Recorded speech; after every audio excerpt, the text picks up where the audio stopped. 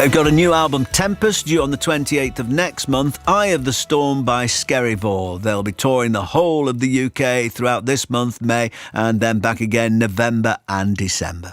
OK, thanks a lot for listening. Hope you enjoyed some of this new stuff. We'll catch you next time. This was a 7 Digital production for BBC Radio 2. On the BBC Sounds app, on your smart speaker and on 88 to 91 FM.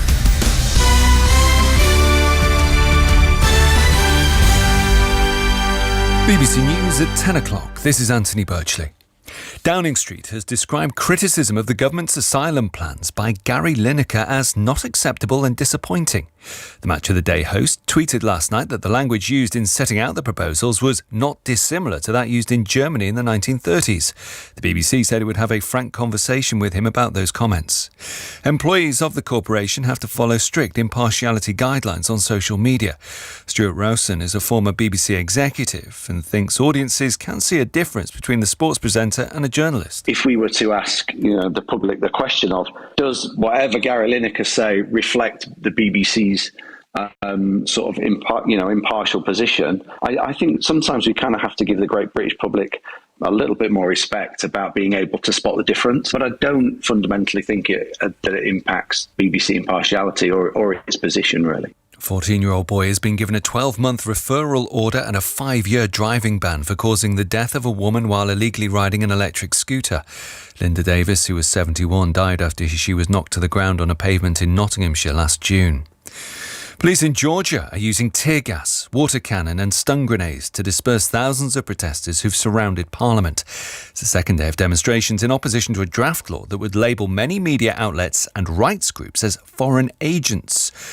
Luca Kimaridze is one of the protesters. Again and again, they try everything daily to take us far away from the European Union, from the European values, and we will show them that our will is just as equal as theirs, and we love our freedom just as much as they love money and Russia. The EU's foreign policy chief has suggested Ukraine's European allies should jointly spend more than $1 billion to secure ammunition for Ukraine and to refill their own stockpiles.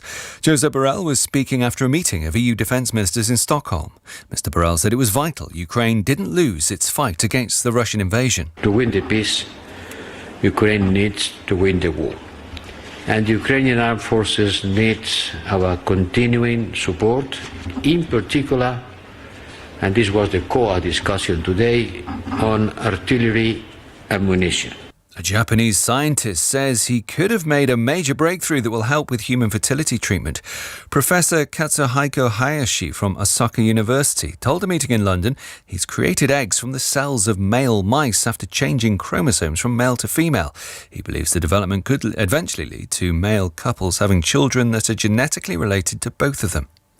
Quick look at the weather now, and snow across the south of the UK is likely to clear. It will then be mainly dry and cloudy, but rain will move into the west by dawn. Cold and clear in the north, but there'll be some snow showers in northern Scotland. That's the BBC News at 3 minutes past 10. Thank you, Anthony. 1, 2, 3, 4, 5, 6, 7, 8. Let's go! The Magnificent Seven with DJ Spoonie. Happy Wednesday and happy International Women's Day. Starting the show off with our Magnificent Seven. If you're a Manchester United fan, that's not a barb, I promise you. It's 7 big records that we start every Rhythm Nation with. Music incoming from Usher, Jennifer Lopez and Bob Marley. The Magnificent Seven on BBC Radio 2.